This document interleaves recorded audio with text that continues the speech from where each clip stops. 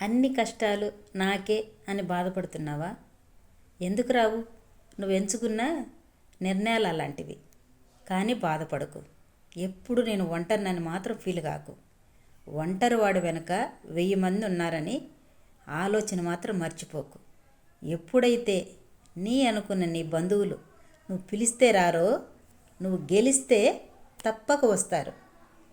ఎండి రాలిపోయిన ఆకులు ఎలా గాలికి కొట్టుకుపోతూ ఉంటాయో అట్లాగా వీదరగాలికి కొట్టుకొచ్చినట్టుగా కొట్టుకొస్తారు.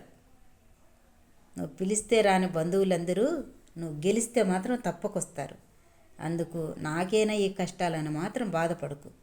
అందరూ నీలాగే ఆలోచిస్తే ఏమి ఎప్పుడో సమాజం బాగుపడేది.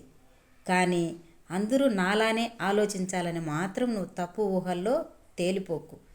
ఎప్పుడైతే నువ్వు గెలిచడానికి పరిగెత్తు, గెలిచి చూడు. అందరూ నీ వాళ్ళే. పిలిస్తే రాని వాళ్ళందరూ ఎండిపోయిన ఆకుల వలె పరిగెత్తుకుంటూ నీ కాడికి వస్తారు.